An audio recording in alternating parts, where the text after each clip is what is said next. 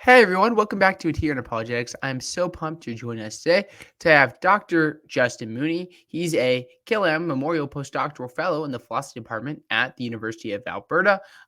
He has a PhD in philosophy, and today we're going to be talking about the problem of evil and specifically non-consequentialist arguments from evil. So, Justin, thank you so much for joining me. How you been doing?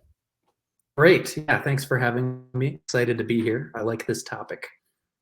Yeah, I've noticed like we talked about a couple years ago now how to solve the problem of evil. Um, just to start off, Justin, do you want to talk a little bit about like who you are, what you do, and what kind of got you interested in topics like the problem of evil?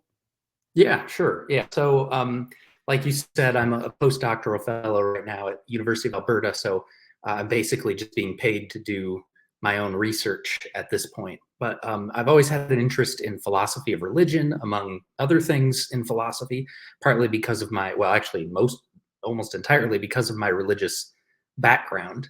And the problem of evil is like historically the most influential argument against the existence of God. And so that is very interesting to me. And so I've done a bunch of work on that. I've published, I think, 4 or 5, maybe just 4 papers on that. And they all kind of focus on non-consequentialist aspects of the problem, which is something we'll talk about.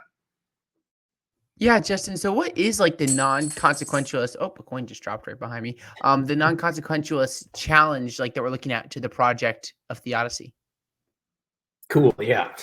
So, the non-consequentialist challenge, I mean, you could just call it the non-consequentialist problem of evil, is like one aspect of the big thing that we call the problem of evil. And the big thing, the problem of evil, is just the problem of explaining why it is that God permits the evil and suffering that is present in the world.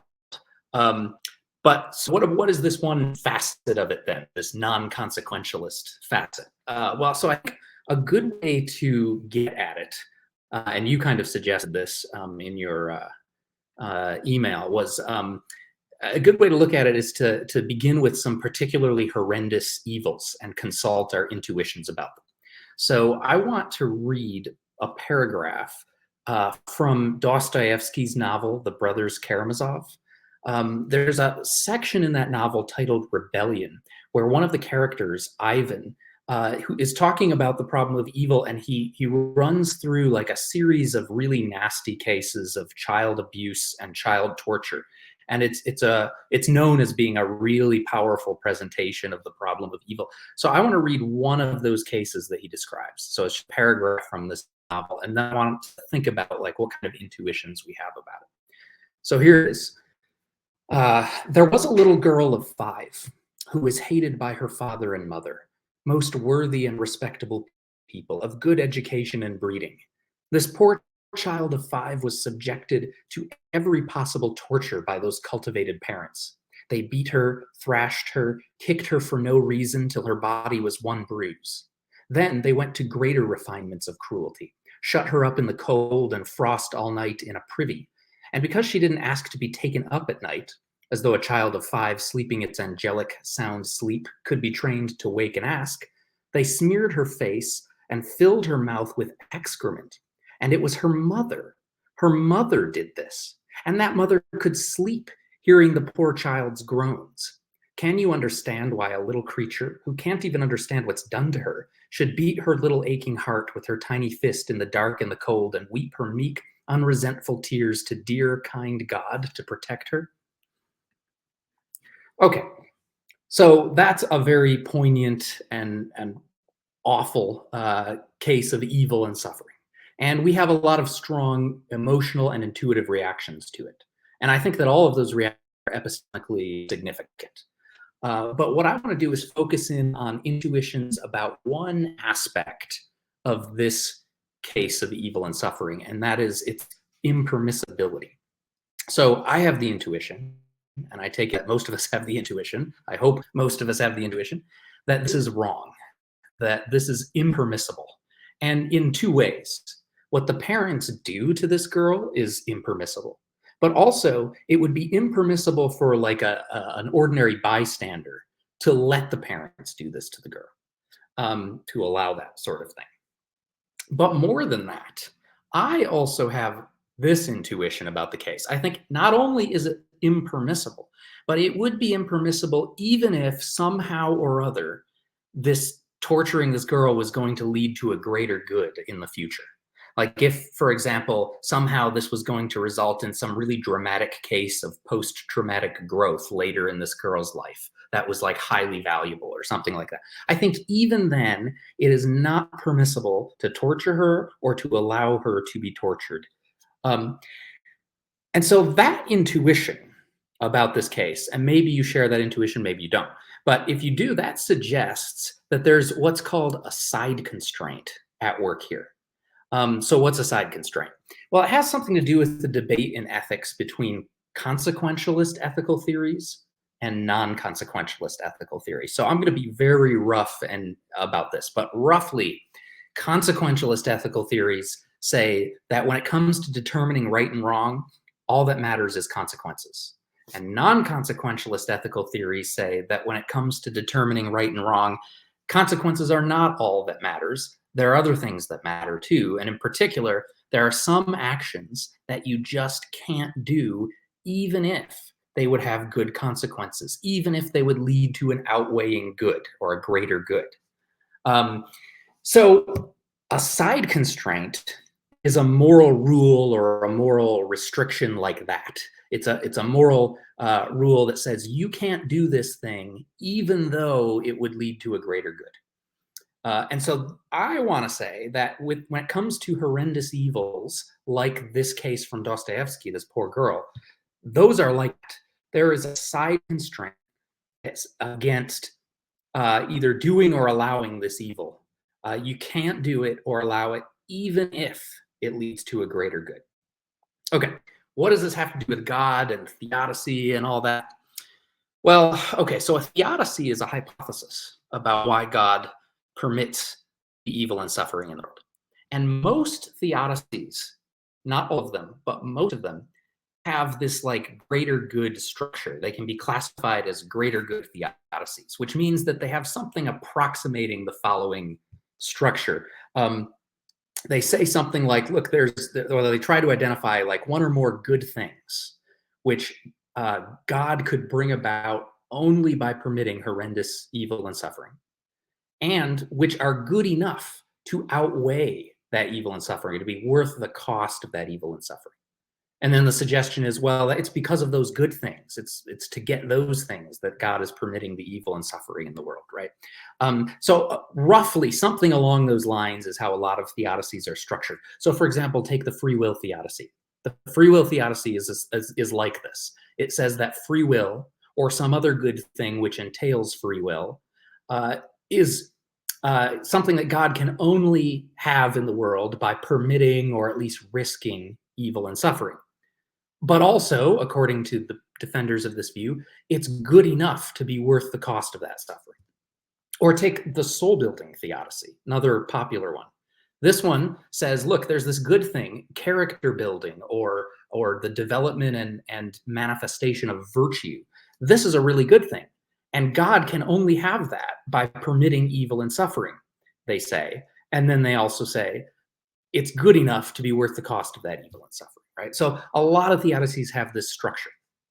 But then the problem is, well, what happens when we consider that there might be robust side constraints, these moral on doing and allowing evil, these moral rules that say, no, you cannot do and allow at least certain evils, even when they lead to a greater good. That's the problem that I am focusing on in this paper that we're basing this interview on. How do we explain, like, how does God get around these side constraints, so to speak? We can't just say, oh yeah, well, there's a greater good. That's why God's permitting this evil.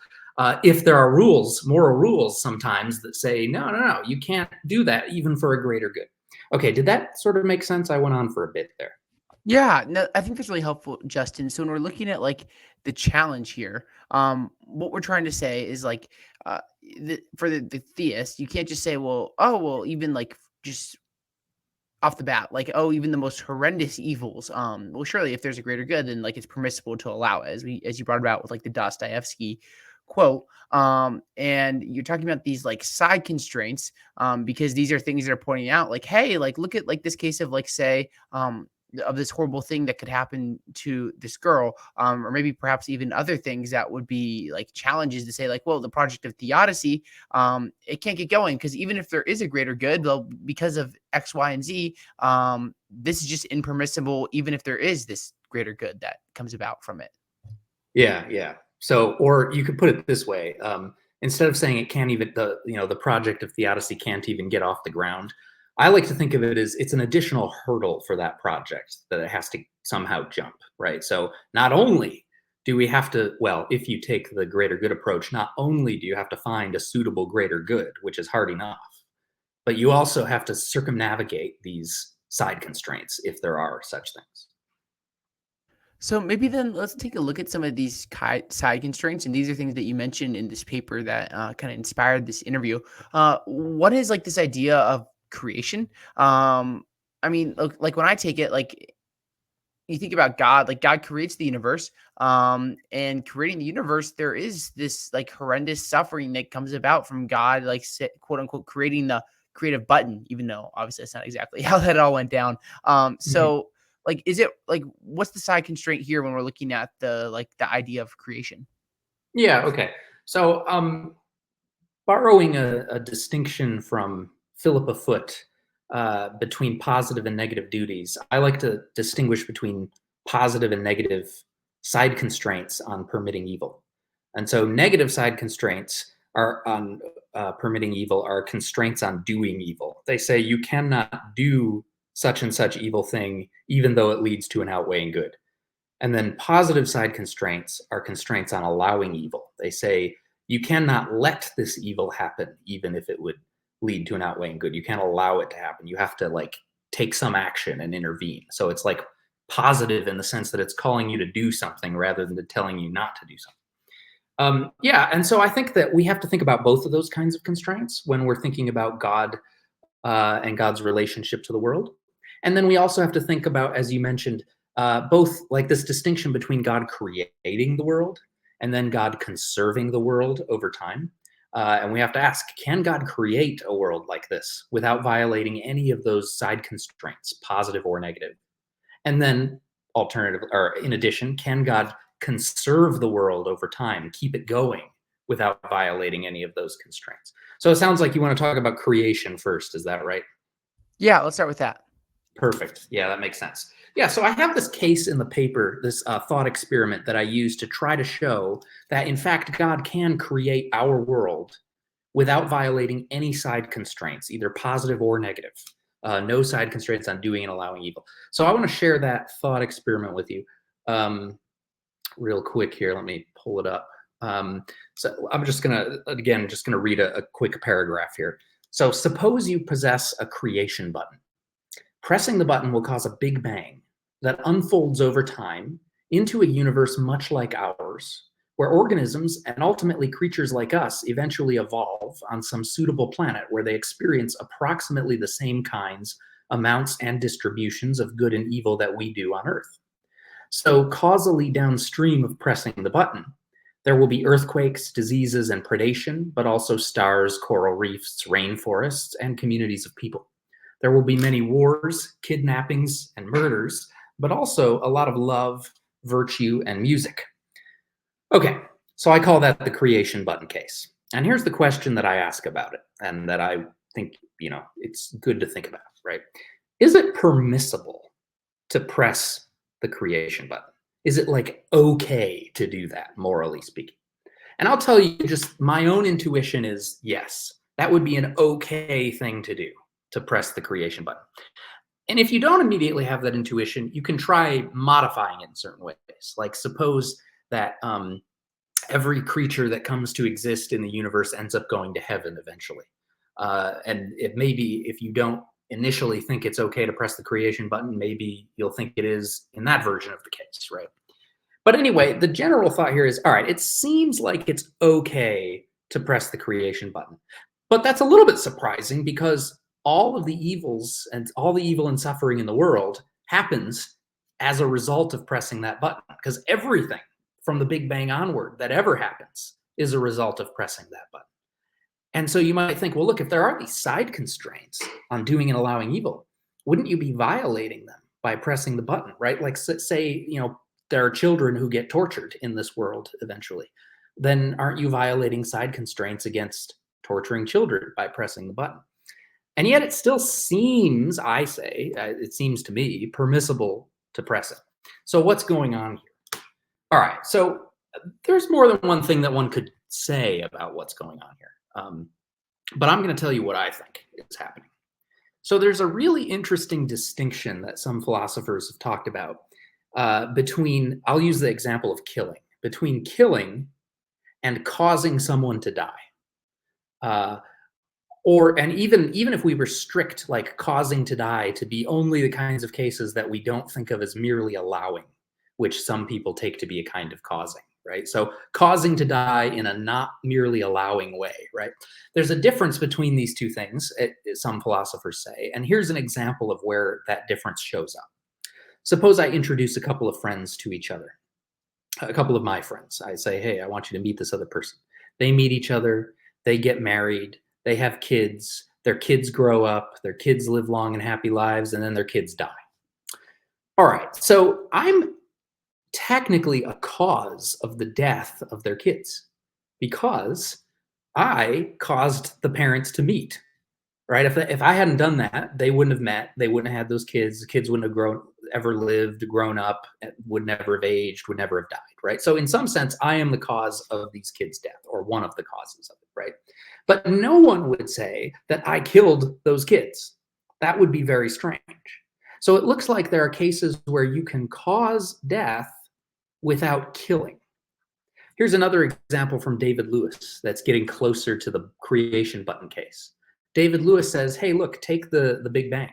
The Big Bang is a cause of everything. Pick anything that ever happens and start asking what caused that, what caused that, what caused that, and eventually you get back to the Big Bang. So every death was caused by the Big Bang. But the Big Bang, says Lewis, didn't kill anybody. And that seems right. I mean, intuitively, Big Bang didn't kill anybody. So there does seem to be a difference between killing and causing to die. And similarly for other things, I think not just I think, but philosophers have noted, you can kind of do the same thing with other kinds of actions. Like there's a difference between abusing and causing to be abused, torturing, causing to be tortured. Pick any kind of evil doing action you want, and you can draw the same distinction. Actually, it doesn't even have to be an evil doing action, but I'm focusing on those because we're talking about the problem of evil, right?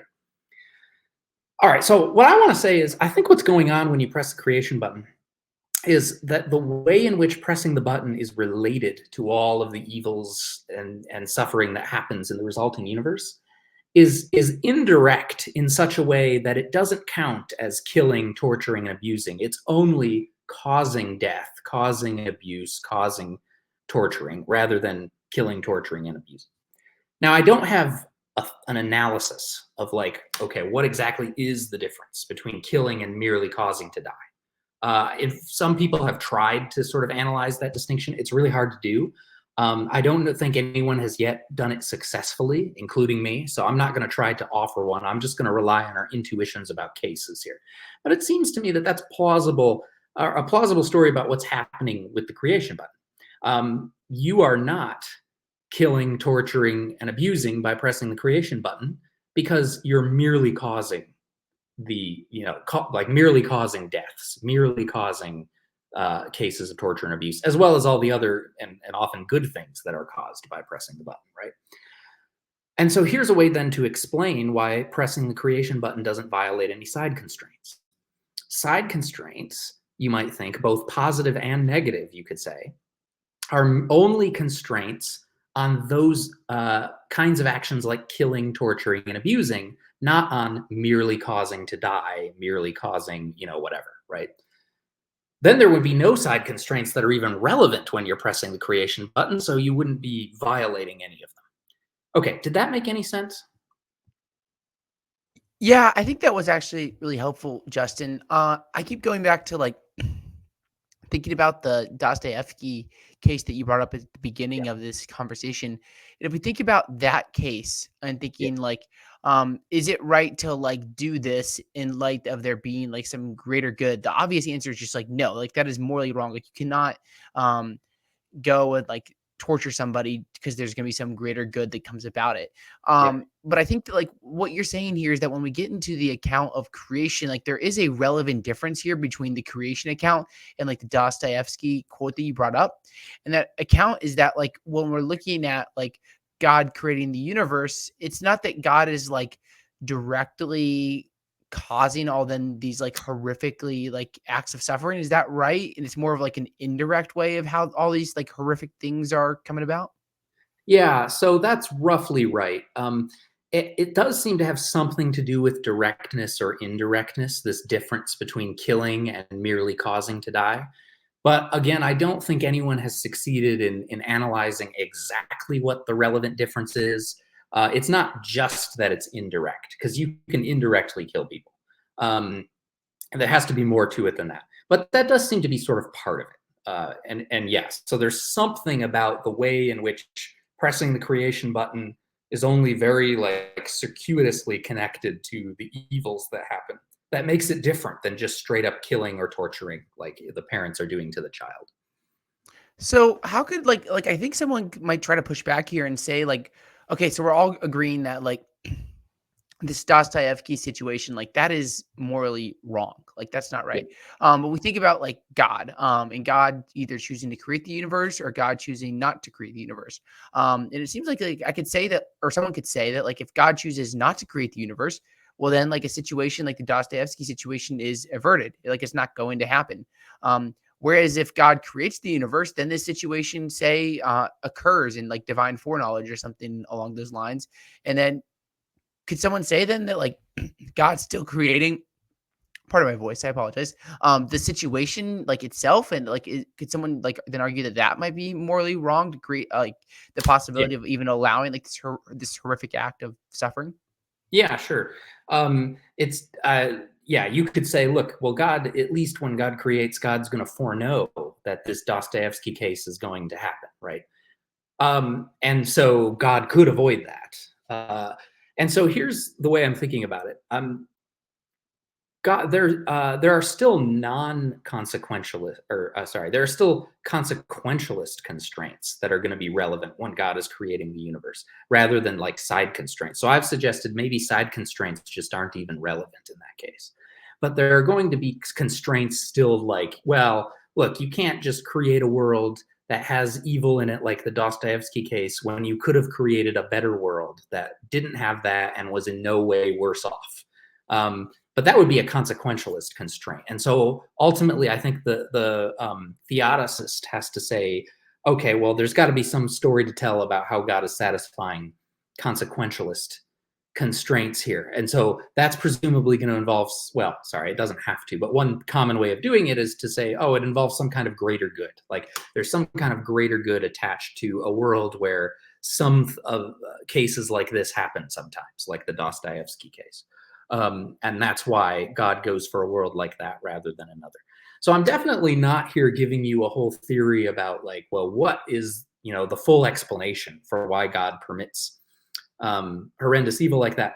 I'm just trying to show that side constraints on those kinds of evils are not going to block God from being able to create the world.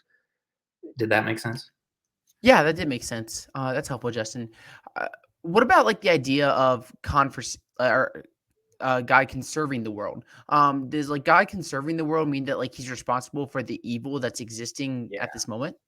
Good, yeah. So this is tougher, I think, than creation. So with creation, you can do all this stuff about like, pressing the creation button. It seems like you're not really killing, even though it results in death and so on.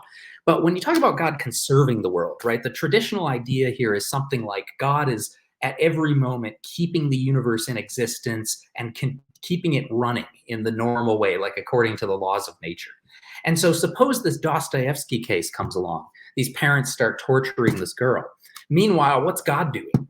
God is not only not stopping them, but is actually like keeping the whole thing going in a sense. God is keeping the universe running through this whole process, enabling all of the parents retain their ordinary causal powers to abuse and so on, and pain is still caused in the ordinary way. God is sort of like maintaining the whole thing. So you might think, what's going on here? If there are side constraints on causing suffering, or sorry, I'm doing and allowing evil like this horrendous case of suffering, isn't God violating some of those? Or wouldn't God be violating those in that case?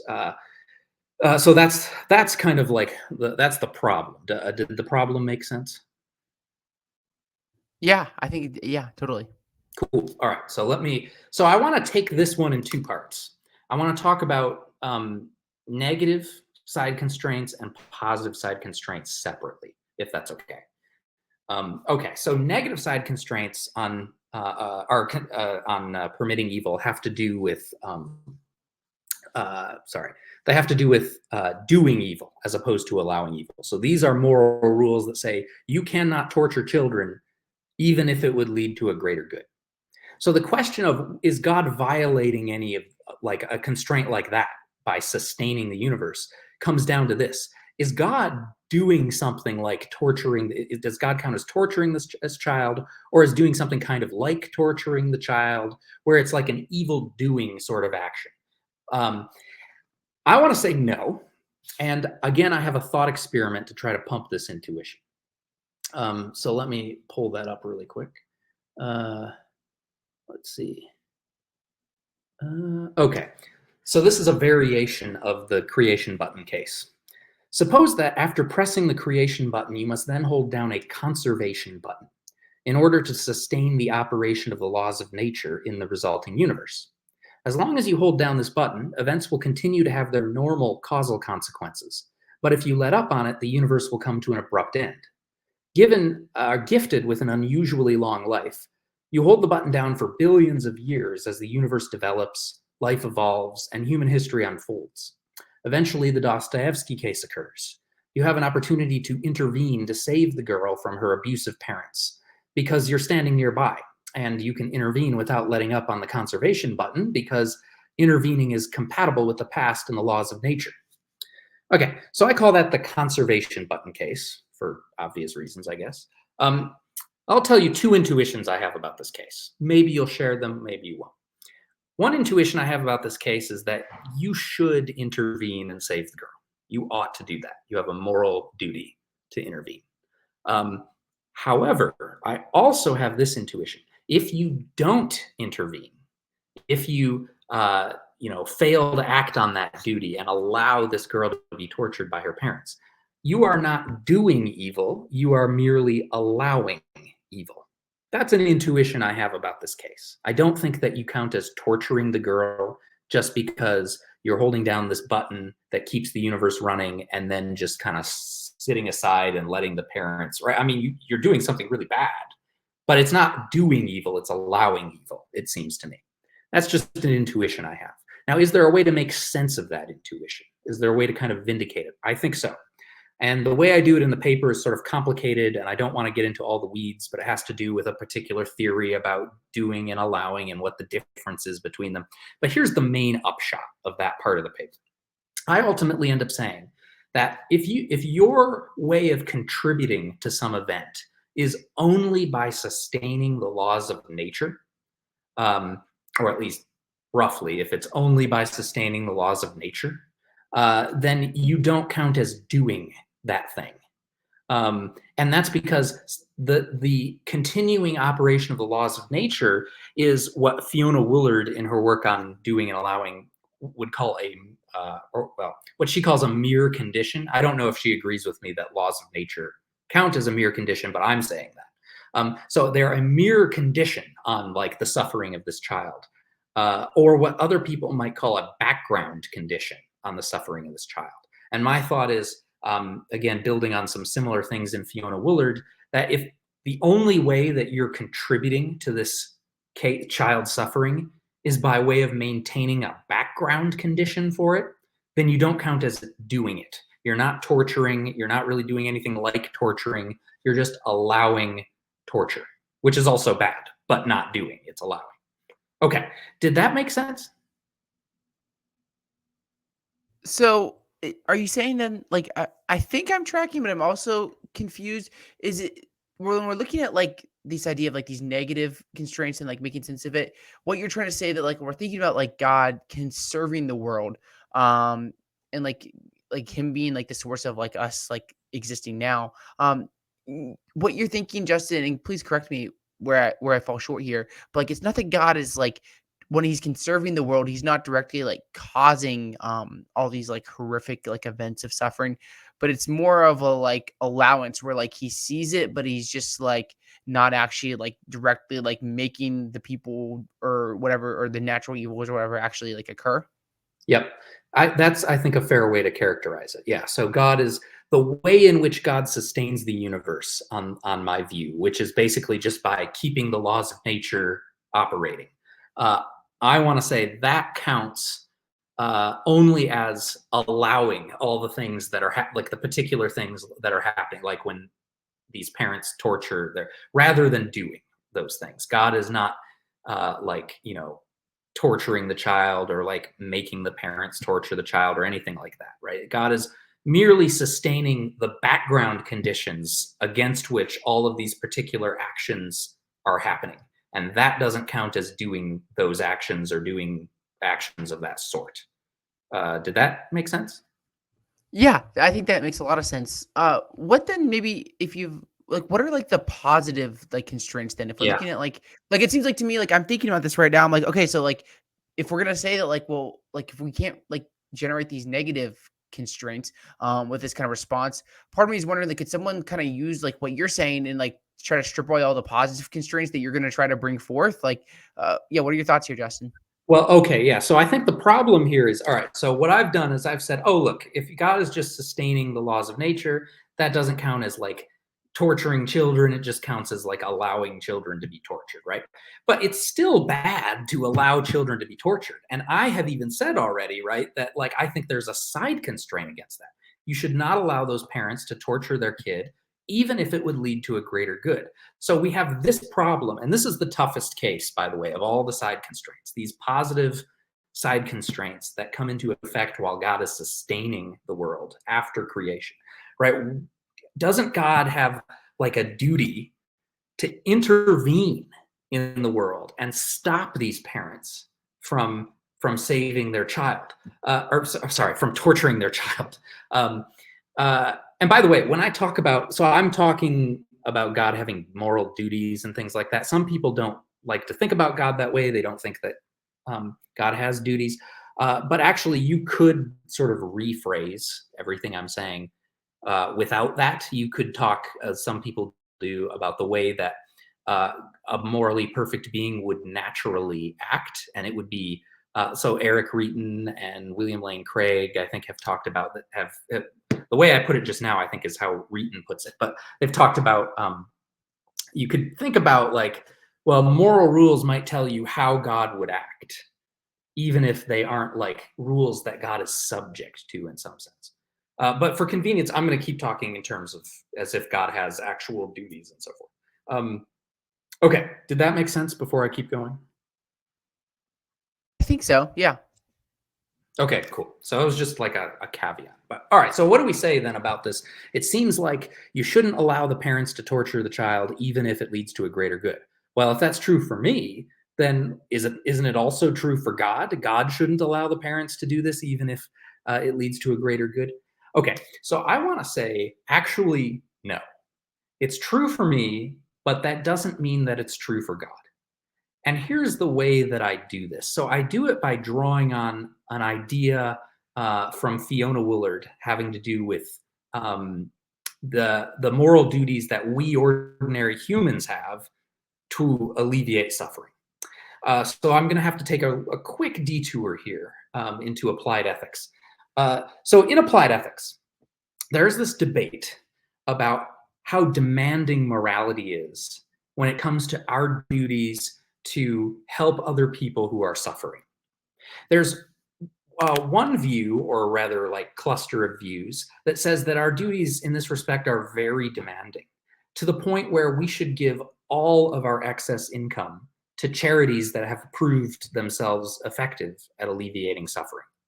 And so on this sort of view, like, it would be wrong to ever go see a movie, because the money you spent to see that movie could have been given to a charity that would help alleviate some suffering in the world, and you should have done that instead. All right, so on this view, morality is extremely demanding. It's basically requiring that we human beings do everything we possibly can to limit suffering in the world. Okay, on the other side, there's a view, or maybe a family of views, that says something like this, that no, actually, morality isn't that demanding. It would be good, perhaps, to, well, I mean, I don't know if everyone who holds this view is going to say that this would be good, but it certainly seems good to me, and maybe they would all say that. It would be good, to give like all of your excess income to effective charities. And maybe there's a moral requirement that you give at least some of your income to charity, but there's no requirement that you give all of your excess income to charity, right? The morality is not that demanding when it comes to alleviating suffering around the world. All right, so this is a debate that philosophers have been fighting over for a long time. I'm not going to try to resolve it here. I'm just going to say I lean towards the less demanding side on this controversy. I think morality is not as demanding as some people say that it is when it comes to, how much we need to give and help other, alleviate suffering and so on, right? Okay. So Fiona Woolard has a really cool theory about why morality is not as demanding, why it's less demanding, right? And her theory goes like this. She says, well, look, we human beings are intimately related to our bodies. Our bodies are like the locus of our agency in the world. Anything you do, any project you pursue, you do ultimately by way of doing something with your body, right? That's how you interact with the world, is through your body, all right? And then Woolard says, look, if morality were super demanding, the way some people say that it is, then it wouldn't leave us any moral freedom or autonomy with respect to our bodies. We wouldn't be able to do, even within limits, like what we want with our bodies. We wouldn't be able to pursue our own projects. We would be constantly at the demand or mercy of public need. And that, Woolard thinks, would damage our conception of ourselves as separate individuals in a world with other separate individuals.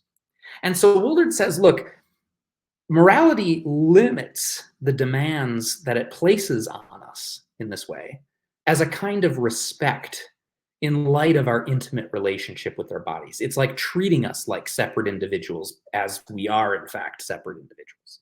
Okay, now, conversation with a friend I had about this convinced me that, well, all right, this talk of morality, like respecting us, can't be literally true. And so you might wonder, well, what's the literal truth lurking underneath this respect talk? And I don't know what Woolard would say about this. But here's one thought. You might think, well, maybe it's fittingness. Maybe the idea is that it's in light of our intimate relationship to our bodies, our kind of embodied individuality in the world, it's fitting for morality to leave us moral freedom to use our bodies how we want, to pursue the projects that we want to pursue, again, within certain limits. And so that's why morality is the way it is. Okay, so that's Woolard's theory. Now I'm going to take this and try to do something with it, apply it to God. But before I do that, let me pause. Did that make sense? Yeah, can you just kind of give me like I think I'm tracking with you, but can you give me like maybe like a 10, 15, 20, 30-second summary of kind of like that point right there that you're trying to bring forth, Justin? Yeah. So basically, Woolard holds the view that morality is not super demanding when it comes to aiding, giving to charity, aiding people in need. And she says, well, why not? Why would morality not be more demanding? She says, well, because morality is basically treating us like separate individuals. And it's doing that by giving us freedom to kind of pursue our own projects, to decide what we want to do with our lives, our bodies, and so forth. And so that's a little bit metaphorical, but roughly that's the idea. Did that help? Yeah, like the freedom that we have is like an integral part of like who we are, and not in the freedom of the sense of like, oh, you can just do whatever you want and do something like horrendously evil, but in the sense of like, it's important that we aren't like totally constrained by like, oh, I have to give everything away and whatnot. Yes. Or like everything you do is like required by morality. You have no options left. Hmm. Morality dictates your entire life. Yeah, exactly. Yeah. Okay. Okay. All right. So I want to try to apply this to God. Now, Willard's story is about limited, embodied humans. And so it doesn't directly apply to God, who is not a limited, embodied human, barring complications about the incarnation for the moment. Um, but there's a sort of analogous story that I think we can tell about God here. And here's how it goes in a nutshell. So God has this really extreme and interesting and radical relation to the rest of the world. God is the creator of the world, but not only that, God is the dependence of the world on God is like modally robust, meaning like nothing could have possibly existed apart from God. And moreover, I think that God is like metaphysically at the foundation of reality, so that the non-contingent metaphysical structure of the world is actually grounded in God's nature. So God has this really radical and unique position with respect to all of the rest of reality. And I want to say that just like Woolard says that morality kind of limits the demands that it places on us as a way of respecting our like individuality, our embodied individuality.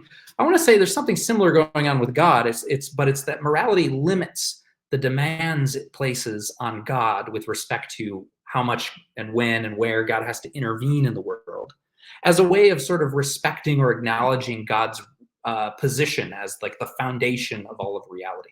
It's sort of like treating God like the foundation of reality rather than treating God like just another creature in the world. And it does that well, more specifically, I want to say it does this by basically making it permissible for God not to intervene miraculously at all in the world.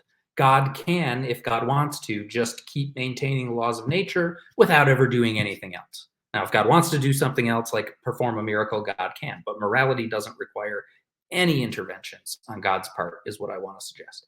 And again, like the talk of like morality respecting God, that's again, I think, metaphorical. And I also, again, think that the literal truth might have something to do with fittingness. It might be like, look, it's just fitting that God would not be required to intervene in the world, given God's unique position as the creator and like metaphysical foundation of everything. Okay. So there's a couple things I could say in defense of this suggestion, but before I do that, which I'll try to be quick about, did that make sense? Yeah, so, like, the idea is, like, it correct me where I go wrong, but, like, that for God, um, similar to, like, where we aren't, like, always obligated by, like, the constraints of morality to do something, like, God, like, in some way is also, like, not always confined probably isn't the best word to describe it, but he always isn't, like, going to, like, necessarily do, like a certain action because maybe it's more moral than another one. Is that right? That's close, yeah. So I mean, yeah, you could put it this way. I think this is what you were getting at. So even for us, at least according to some views, even for us, we're not always required to prevent suffering that we can prevent. Sometimes we can just do what we want instead, right? Like I think it's okay to sometimes go see a movie instead of giving all of your money to effective charities. And then the thought is, well, same for God. It's also okay for God not to prevent suffering that God can prevent sometimes. And actually, I want to say quite radically, like it's kind of like always okay in a sense for God. But the rationale is a little bit different, right? So the reason why morality doesn't demand as much as it does of us is a little bit different than the reason for God. For us, it's that Woolard story about our embodiment. For God, I'm suggesting it has to do with God's being like the creator and foundation of the world. But yeah, so that's the rough idea. And then here's something I can say in defense of it. So it does sound very extreme to say like, oh, look, God doesn't have to intervene in the world at all. So not only are there no positive side constraints that would require God to intervene to save this girl, right? There might be for us. In fact, there are, I think, for us. But not only does God not have any positive side constraints that require God to prevent evil in the world. God doesn't have even like non-side constraints, like consequentialist type constraints that require God to intervene in the world. That's pretty extreme. Why would anyone think that? Does that make any sense? Okay, so there's a couple of things that I think can be said in support of this. First, God's relationship to the world is also very extreme, right? Not just the de facto creator, but like the ultimate metaphysical foundation. All of reality is radically dependent on God. And so if morality is going to limit the demands it places on God as a kind of recognition of God's status, then you might expect those limits to be extreme, just like God's status is extreme. That seems, again, I think, fitting. And then the second thing that could be said in support of this is, since my suggestion is that God is permitted to just keep sustaining the laws of nature without ever intervening miraculously, I think that's a natural place to draw a line. If we're going to draw a line somewhere that says morality doesn't, demand more than this of God. If we're talking about God being the creator and foundation of the world, it's natural to say, okay, well, what's God permitted to do? To sustain the world in accord with the very laws that God chose for it, that these would be the laws that are how the universe is supposed to work, at least most of the time. So I think it's actually a kind of plausible proposal, though I admit this is dealing with these positive side constraints in the context of God sustaining the world is the toughest case of all the side constraints that we've looked at. Hmm. So the challenge with the positive side constraints, just to make sure, the distinction here, like we've talked about like negative constraints and like positive side constraints here. And it seems like to me, like the negative, can you kind of like clarify? Because I think I'm a little bit I think I know, but I still don't know how to like use the right words to describe it. Sure. What's the difference here between like the negative and like the positive constraints here that we've been talking about? Yeah, so it's difference. It's basically the difference between doing and allowing. But so Philippa Foot, it started with Philippa Foot's positive and negative duties, right? So a positive duty is a duty to do something, and a negative duty is a duty to not do something. So like a positive duty would be like, you have to rescue the drowning child. Like morally, you're required to do that, right? That's a positive duty because it's a duty that requires you to do something. And it's so you have to rescue the child instead of allowing the child to drown. So it has to do with allowing as well, right? Whereas a negative duty is a duty that says you can't do a certain thing. So like you can't drown the child. That would be a wrong thing for you to do. That's a negative duty. It's telling you that there's a thing that you are not permitted to do. Does that help? I went to press unmute. Oops. I turned my camera off. Yes. I think that's very helpful. Yeah. So So Justin, all like, I did was take. Oh, sorry. no, go ahead. All I did was Go ahead. take Foot's distinction there between positive and negative duties and say, well, that also applies to side constraints, which is just a special kind of duty, the kind that says you can't do this even if there's a greater good involved. Okay, that's helpful. Justin, so we've talked a lot about this. Like, where does this leave like the project of theodicy? And Yeah. talking about these like positive and negative constraints and thinking like, why could God allow evil? Could God allow evil? Things like this. Where is the project of theodicy? Like, is it dead? Is it alive? Is it kind of just like, like limping around? Where are we at with the project of theodicy now? Yeah. Okay. Interesting. So I think this whole project of trying to figure out like why does God allow the evil and suffering in the world, or really more, I mean, I guess most people think of themselves not necessarily as trying to figure out like actually what are God's reasons, but more like, well, what might they be, which is more epistemically humble. But I guess, I mean, I think for a long time that theodicies have had trouble because they aren't paying enough attention to the non-consequentialist stuff, like side constraints that we've been looking at here. I think that if I am right, that God can create and sustain the world without violating any side constraints on doing or allowing evil, that helps a lot.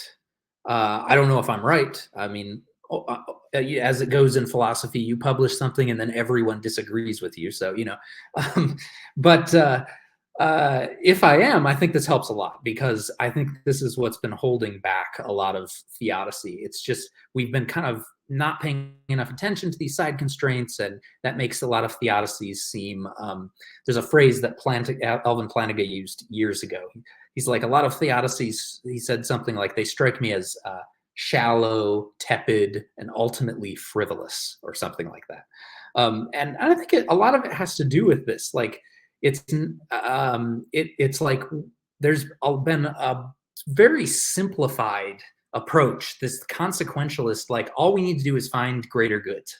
Eric Reeton has a good paper about this from like the year 2000, like the way that consequentialism has kind of dominated so much thinking about the problem of evil. And I think that we need, in order to make more progress on the problem of evil, to think about non-consequentialist stuff more.